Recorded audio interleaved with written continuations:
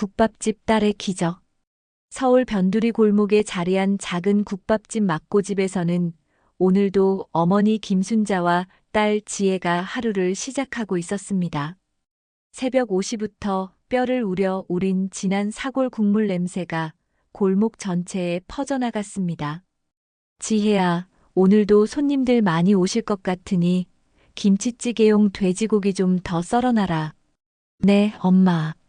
그런데 요즘 재료비가 너무 많이 올라서 걱정이에요. 25살 지혜는 대학을 졸업한 후 취업 대신 어머니의 국밥집을 도와 3년째 일하고 있었습니다. 아버지가 일찍 돌아가신 후 어머니 혼자 키워준 은혜에 보답하고 싶었기 때문입니다. 우리가 비록 가난하지만 정성만큼은 어느 집에도 뒤지지 않는다. 손님들한테 늘 푸짐하게 주는 게 우리 가게 원칙이야. 순자는 늘 그렇게 말했습니다. 실제로 막고집의 반찬은 다른 집보다 항상 많았고 국밥 한 그릇에도 고기와 내장이 넉넉하게 들어갔습니다. 그래서 단골 손님들이 많았지만 재료비 때문에 수익은 늘 빠듯했습니다. 오전 11시 점심 손님들이 하나둘 들어오기 시작했습니다. 건설 현장 아저씨들, 근처 사무실 직장인들, 동네 어르신들이 주요 고객이었습니다. 사장님, 김치찌개 하나요? 네, 금방 나갑니다. 지혜는 능숙하게 김치찌개를 끓이며 밑반찬을 준비했습니다. 그때 가게 문이 조용히 열리며 한 남자가 들어왔습니다. 50대 중반으로 보이는 그 남자는 낡은 점퍼에 해진 청바지를 입고 있었습니다. 머리는 며칠 감지 않은 듯 기름기가 있었고 신발도 많이 낡아 있었습니다. 무엇보다 얼굴에 지친 기색이 역력했습니다.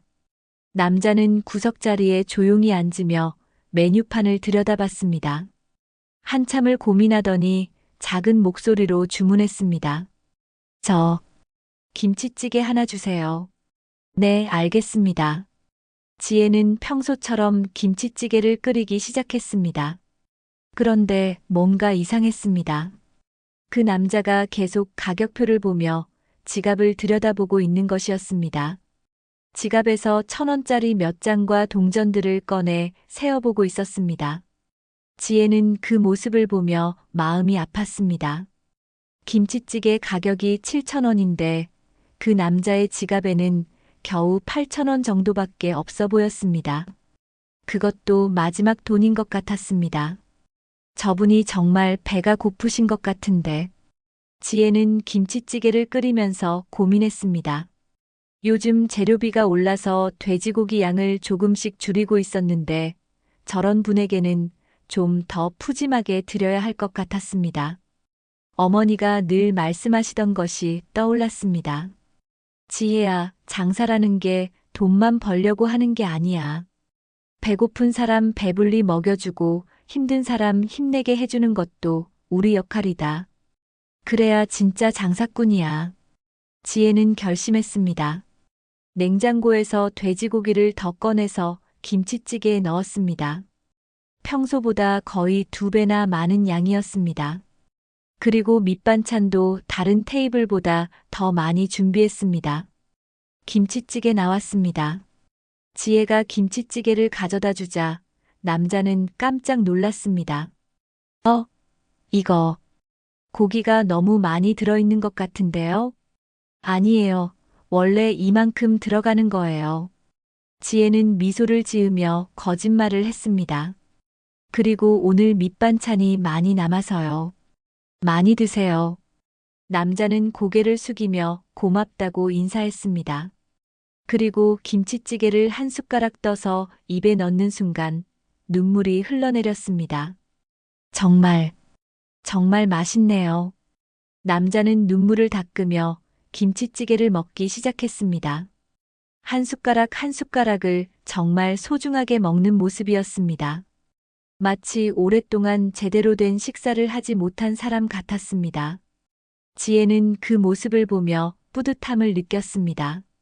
비록 재료비가 더 들어갔지만 배고픈 사람이 맛있게 먹는 모습을 보니 그것만으로도 충분했습니다. 30분 정도 지나서 남자가 식사를 마쳤습니다. 그릇에는 한 점의 김치나 고기도 남지 않았습니다. 밑반찬까지 깨끗하게 비워져 있었습니다. 사장님, 정말 잘 먹었습니다. 계산해 주세요. 남자는 지갑에서 조심스럽게 돈을 꺼냈습니다. 7,000원을 정확히 세어서 카운터에 놓았습니다.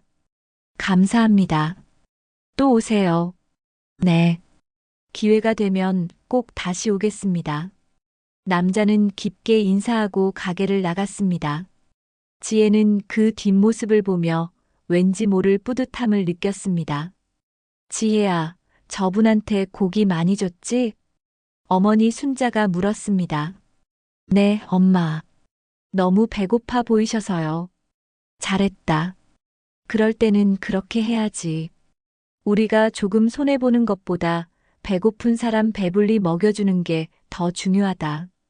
순자는 딸을 자랑스러워했습니다. 그날 저녁 가게 문을 닫고 정리를 하는데 지혜의 휴대폰이 울렸습니다. 모르는 번호였습니다. 여보세요? 혹시 막고집 사장님이신가요? 네, 맞는데요. 오늘 점심에 김치찌개를 먹은 사람입니다. 혹시 내일 시간 되시면 뵐 수 있을까요? 드릴 말씀이 있어서요. 지혜는 의아했지만 약속을 잡았습니다. 다음 날 오후 3시에 만나기로 했습니다.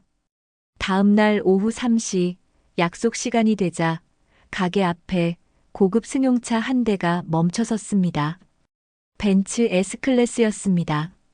그리고 그 차에서 어제 그 남자가 내렸는데 완전히 다른 모습이었습니다. 깔끔한 정장에 반짝이는 구두, 단정하게 빗어넘긴 머리까지. 어제의 초라한 모습은 온데간데 없이 사라지고 완전히 다른 사람처럼 변해 있었습니다. 어제 그분이신가요? 지혜는 믿을 수 없다는 표정으로 물었습니다. 네, 맞습니다. 어제는 죄송했습니다. 특별한 이유가 있어서 그렇게 한 것이었어요. 남자는 정중하게 인사하며 명함을 건넸습니다. 명함에는 대한푸드 대표이사 박성철이라고 적혀 있었습니다. 지혜는 그 명함을 보고 깜짝 놀랐습니다. 대한푸드는 전국에 수백 개의 프랜차이즈 음식점을 운영하는 대기업이었습니다. TV 광고에서도 자주 볼 수 있는 유명한 회사였습니다. 대한푸드요? 정말이세요? 네, 정말입니다. 어제는 제가 가짜 모습으로 찾아뵌 것을 사과드립니다. 박성철 사장은 이야기를 시작했습니다. 사실 저는 요즘 새로운 프랜차이즈 아이템을 찾고 있었어요. 그런데 요즘 음식점들이 다 비슷비슷하고 진정성이 없는 것 같더라고요. 그래서 직접 여러 음식점을 돌아다니며 진짜 좋은 음식점을 찾고 있었습니다. 그래서 어제 그런 모습으로 오신 건가요? 맞습니다. 사장이라고 하면 사람들이 다르게 대하잖아요. 진짜 모습을 보려면 평범한 손님, 아니 좀 어려운 손님으로 가야 진실을 알 수 있거든요. 박성철 사장은 어제의 경험을 털어놓았습니다. 어제 제가 50여 곳의 음식점을 돌았어요. 그런데 대부분의 음식점에서는 제가 돈이 없어 보인다고 차갑게 대하더라고요. 어떤 곳에서는 아예 눈치를 주기도 했고요. 지혜는 그 말을 들으며 안타까웠습니다. 하지만 이곳은 달랐어요. 제가 돈이 없어 보임에도 불구하고 오히려 더 많은 고기를 주셨잖아요. 그리고 정성껏 대해주셨고요. 당연한 일을 한 것뿐인데요. 아니에요. 요즘 같은 세상에서는 당연한 일이 아니에요. 정말 특별한 일이죠. 박성철 사장은 계속 말했습니다. 저도 어릴 때 정말 가난했어요. 어머니와 단둘이 살면서 끼니를 때우기 어려웠죠. 그때 동네 국밥집 아주머니가 저희한테 정말 잘해주셨어요. 돈이 없을 때는 외상으로도 주시고 고기도 많이 주시고 그의 목소리에 감정이 묻어났습니다. 그 기억이 있어서 제가 음식 사업을 시작하게 된 거예요. 배고픈 사람들에게 맛있는 음식을 제공하고 싶어서요. 정말 좋은 뜻으로 사업을 하시는군요. 그런데 사업이 커지면서 그런 초심을 잃어가는 것 같았어요. 직원들도 매출만 생각하고 정성은 점점 사라져가고 그래서 이번에 새로운 시작을 하려고 하는 거예요. 박성철 사장은 지혜를 바라보며 진지하게 말했습니다. 사장님, 저희와 함께 일하시지 않겠어요? 네. 무슨 말씀이세요? 대한푸드에서 새로운 국밥 프랜차이즈를 런칭하려고 해요. 그런데 진정성 있는 파트너가 필요해요. 사장님 같은 분이 바로 제가 찾던 사람이에요. 지혜는 믿을 수 없다는 표정을 지었습니다. 저희 같은 작은 국밥집이 대기업과 무슨 일을 할 수 있겠어요? 아니에요. 바로 그런 마음가짐이 필요한 거예요. 작다고 위축되지 않고 손님을 진심으로 대하는 마음 말이에요. 박성철 사장은 구체적인 제안을 했습니다. 일단 이 매장을 모델로 해서 인테리어를 새로 해드릴게요. 그리고 직영점으로 운영하시면서 다른 가맹점들의 본점 역할을 해주세요.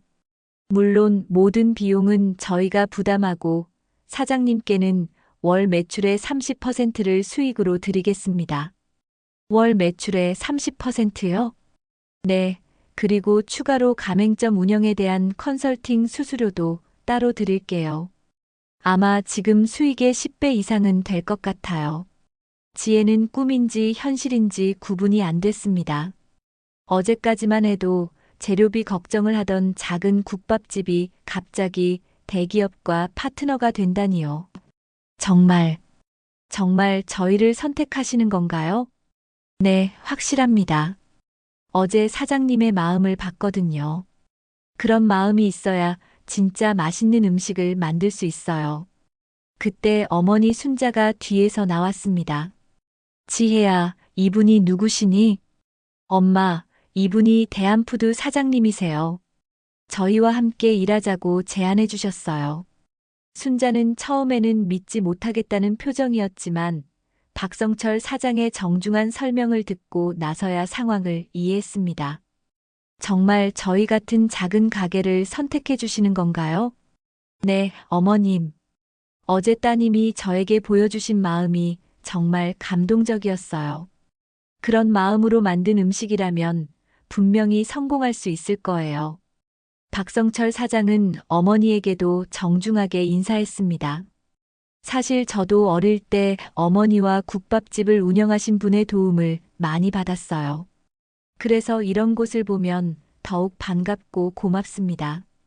그날부터 막고집의 새로운 역사가 시작되었습니다. 대한푸드의 지원으로 매장은 완전히 새롭게 단장되었습니다. 하지만 음식의 맛과 정성만큼은 그대로 유지했습니다. 박성철 사장은 약속을 지켰습니다. 매장 리모델링 비용부터 직원 교육, 마케팅까지 모든 것을 지원해 주었습니다. 그리고 지혜와 순자는 새로운 프랜차이즈의 본점 사장으로서 다른 가맹점들을 지도하는 역할을 맡게 되었습니다. 6개월 후 막고집이라는 이름의 국밥 프랜차이즈는 전국에 50개의 매장을 오픈했습니다. 모든 매장에서는 지혜가 가르쳐준 원칙을 지켰습니다. 손님을 가족처럼 대하고 어려운 분에게는 더 정성을 다하자. 이 원칙은 모든 가맹점의 기본 철학이 되었습니다. 1년 후 지혜와 순자의 월 수입은 이전의 20배가 되었습니다. 하지만 더 중요한 것은 전국의 많은 사람들이 따뜻한 마음과 함께 맛있는 국밥을 먹을 수 있게 되었다는 점이었습니다. 박성철 사장은 정기적으로 본점을 방문했습니다. 그리고 항상 같은 말을 했습니다. 사장님 덕분에 제가 잃어버렸던 초심을 다시 찾았어요. 정말 고맙습니다. 어느 날 지혜는 박성철 사장에게 물었습니다. 사장님, 그날 정말 우연히 저희 가게를 찾으신 건가요? 박성철 사장은 미소를 지으며 대답했습니다. 사실은 이미 소문을 들었어요. 이 동네에서 정말 정성껏 장사하는 국밥집이 있다고요. 그래서 테스트를 해본 거죠. 그럼 처음부터 저희를 염두에 두고 오신 건가요? 어느 정도는 그렇죠. 하지만 실제로 와보니 소문보다도 훨씬 좋았어요. 특히 어려운 손님에게 더 잘해주는 모습을 보고 확신했죠. 지혜는 그제야 모든 상황을 이해했습니다. 그렇다면 저는 정말 운이 좋았네요. 아니에요. 운이 아니라 평소에 쌓아온 마음의 결과예요. 하루아침에 생긴 일이 아니라 오랫동안 정성을 다해온 결과죠. 박성철 사장의 말이 맞았습니다. 지혜와 순자는 3년간 한결같이 손님들을 정성껏 대해왔습니다. 힘들 때도 있었지만 포기하지 않고 꾸준히 노력해왔습니다. 2년 후 막고집 프랜차이즈는 전국 200개 매장을 돌파했습니다. 그리고 지혜는 대한푸드의 이사로 승진했습니다. 순자는 여전히 본점에서 직접 국밥을 끓이며 후배들을 지도했습니다. 엄마, 정말 꿈 같아요. 그래, 정말 꿈 같다. 하지만 이 모든 것이 내가 평소에 착하게 살아온 결과야. 어머니와 딸은 함께 성공의 기쁨을 나누었습니다. 어느 날 TV 인터뷰에서 박성철 사장이 막고집의 성공 비결에 대해 물었습니다. 성공의 비결은 간단해요. 진정성입니다. 손님을 진심으로 대하고 어려운 분들에게는 더 따뜻하게 대하는 것. 그것이 바로 막고집의 철학이고 성공의 비결이에요. 특별한 계기가 있었나요? 네, 제가 어려운 손님으로 위장해서 여러 음식점을 다녔는데 막고집에서만 진짜 따뜻함을 느꼈어요. 돈이 없어 보이는 손님에게도 더 많은 고기를 주고 정성껏 대해주더라고요. 그것이 파트너로 선택한 이유인가요? 그렇습니다. 그런 마음이 있어야 진짜 좋은 음식을 만들 수 있어요. 기술이나 자본보다 마음이 더 중요합니다. 이 인터뷰는 많은 사람들에게 감동을 주었습니다. 그리고 막고집은 더욱 유명해졌습니다. 지혜는 성공한 후에도 초심을 잃지 않았습니다. 매주 한 번씩은 직접 본점에서 국밥을 끓였고 어려운 손님들을 특별히 신경 썼습니다. 그리고 새로 들어오는 가맹점 사장들에게 항상 같은 이야기를 해주었습니다. 장사는 돈을 버는 것도 중요하지만 사람의 마음을 따뜻하게 해주는 것이 더 중요해요. 배고픈 사람을 배불리 먹여주고 힘든 사람에게 위로가 되어주는 것. 그것이 우리가 해야 할 일이에요. 5년이 지난 지금 막고집은 전국 500개 매장을 운영하는 대형 프랜차이즈가 되었습니다. 지혜는 대한푸드의 부사장이 되었고 순자는 명예회장 타이틀을 받았습니다.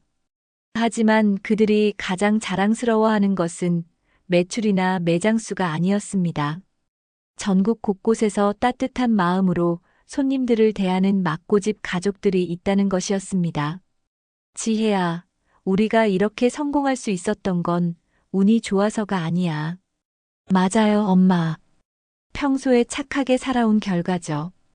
그래, 작은 친절 하나가 이렇게 큰 기적을 만들어낸 거야. 어머니와 딸은 여전히 매일 새벽 5시에 일어나 국물을 끓입니다. 비록 이제는 여러 명의 직원들이 도와주지만 그들의 정성만큼은 변하지 않았습니다. 그리고 오늘도 전국의 막고집 매장에서는 어려운 손님들에게 조금씩 더 많은 고기를 주는 일들이 계속 일어나고 있습니다. 지혜가 보여준 작은 친절이 이제는 수백 명의 사장들에게 전해져 매일매일 반복되고 있는 것입니다. 이 이야기는 우리에게 중요한 교훈을 남깁니다. 작은 친절 하나가 얼마나 큰 기적을 만들어낼 수 있는지, 그리고 진정성을 가지고 남을 대하는 마음이 얼마나 소중한지를 보여줍니다. 지혜의 성공은 하루아침에 이루어진 것이 아니었습니다. 평소에 쌓아온 작은 선행들이 모여서 만들어낸 결과였습니다. 그리고 그 선행은 더 많은 사람들에게 전해져 더 큰 선행의 사이클을 만들어내고 있습니다. 세상에는 여전히 따뜻한 사람들이 많이 있습니다. 그리고 그런 따뜻함은 반드시 보답받게 되어 있습니다. 때로는 즉시, 때로는 오랜 시간이 지나서지만 착한 마음은 결코 헛되지 않습니다. 지혜와 순자의 이야기처럼 우리도 작은 친절부터 시작해보면 어떨까요? 어려운 사람을 도와주고 힘든 사람에게 위로가 되어주는 것. 그것이 바로 우리가 할 수 있는 가장 아름다운 일이 아닐까요?